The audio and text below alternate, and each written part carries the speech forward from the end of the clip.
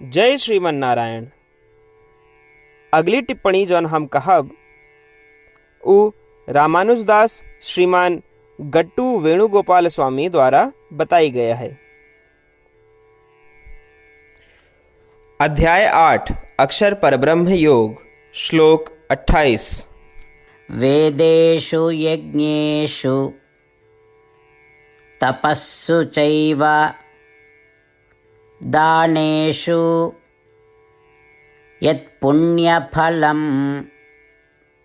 प्रदिष्टम् अत्येति तत्सर्वम् इदं विदित्वा योगी परं स्थानं वुपैति च आद्यम्। गीताचार्य श्री कृष्ण परमात्मा अर्जुन सहित हम सबका अक्षर परब्रह्म योग की शिक्षा देता है। परमात्मा कहता है, अर्जुन, अब तक 7वें और 8वें अध्याय के माध्यम से हम अपनी महानता और परम महिमा के वर्णन किए। हे अर्जुन, हमरे दिव्य महिमा के जाने के फल और योग्यता उन लोगों के प्राप्त फल से भी अधिक है जो वेदों के अध्ययन किए हैं। हमार महिमा और हमार महानता का जाने के फल और पुण्य यज्ञ तपस्या दान आदि जैसे पवित्र कार्यों से भी अधिक फलदायी है। इसके अलावा अर्जुन, हमरे महानता का जान के मनुष्य शाश्वत सर्वोच्च और दिव्य पद प्राप्त करत है। इस प्रकार सबसे बड़ा फल हमारे महिमा का स्वीकार करे से प्राप्त होता है। इस प्रकार श्री कृष्ण परमात्मा हमका स्पष्ट रूप से समझावता है कि उनकी महिमा का जाने, उनकी महानता का समझे, उनकी सर्वव्यापकता का समझे और उसमें विश्वास रखे कि फल कितना महान है। बार बार याद करे और श्री कृष्ण परमात्मा की महानता का देखे और जीवन में आवश्यक व्यवस्था करे कि इस सर्वोच्च शाश्वत पद प्राप्त करे की व्यवस्था की जा सके। आओ हम श्री कृष्ण परमात्मा द्वारा कहे शब्दों का दोहरावे के यथावत प्रयास करें। वेदेषु यज्ञेषु तपस्सु चैव दानेषु यत्पुण्यफलं प्रदिष्टम् अत्येति तत्सर्वमिदं विदित्वा योगी परं स्थानं वुपैति चाद्यम्। श्रीमन्नारायण करिष्ये वचनं तव। श्रीमद् भगवद गीता के पूरा निचोड़ श्री कृष्ण परमात्मा अध्याय 18 के श्लोक 65 से 70 के 8 कर्मों में रख दिए हैं। श्री कृष्ण कहन, ये 8 बात मानने वाले पे हमार स्नेह है। ये भक्तन की हम हर प्रकार से सुरक्षा करें। श्री कृष्ण परमात्मा द्वारा कही पूरी श्रीमद् भगवत सुने के बाद अर्जुन कहन, करिष्ये वचनम तव, माने कृष्ण, हम तोहरे कहे अनुसार ही करब। यह कारण कृष्ण अर्जुन पे हर तरह की विजय और सफलता के अनुकंपा करें। चला हमो परमात्मा के वचन दी कि हम भी ये 8 कर्म करब।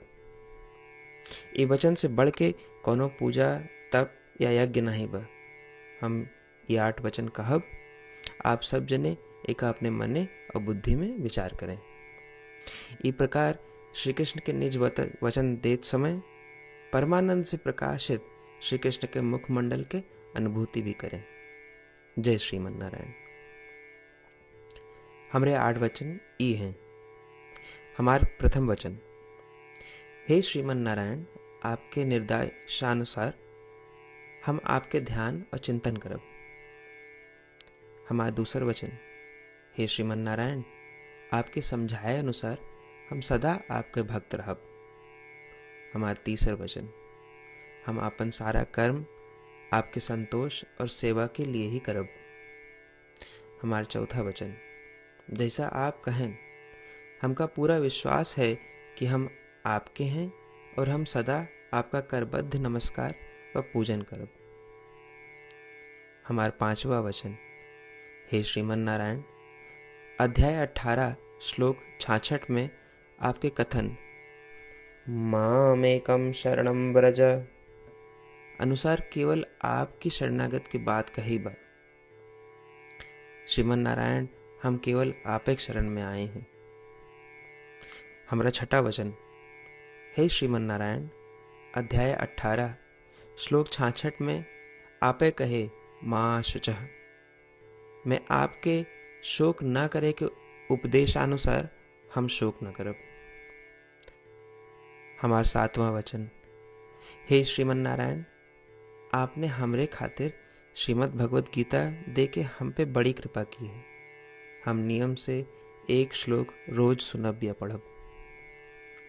हमारा 8वां वचन, हे श्रीमन्नारायण, आपने सारे लोग के लिए गीता दी है।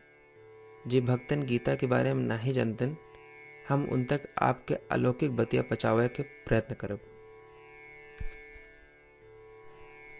अभय हम परमात्मा से अपन 8 वचन बताए। श्रीमन नारायण कया वचन देव कि हर दिन जैसा वो कहे हैं हम वैसन करब, यह एक महान पूजा है। आवा हम अपने अडिग विश्वास के साथ उनका अपन वचन दी कि हे श्रीमन नारायण, आप जैसा कही हैं हम वैसन करब, जैसा आप चाहिए वैसा ही व्यवहार करब और हम केवल आपे के लिए काम करब। श्रीमन नारायण करिष्ये वचनम तब, माने श्रीमन नारायण हम आपके निर्देशानुसार कार्य करब। सर्वम श्री कृष्णार्पणमस्तु। जय श्रीमन नारायण। वेदेषु यज्ञेषु तपस्सु चैव दानेषु यत्पुण्यफलं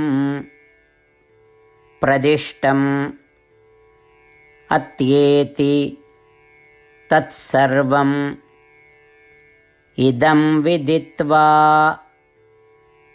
योगी परं स्थानम् उपैति च आद्यम्।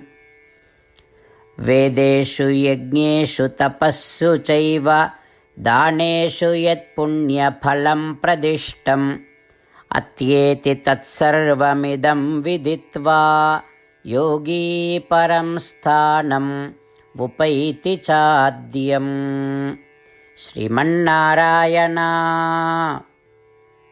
करिष्ये वचनं तव।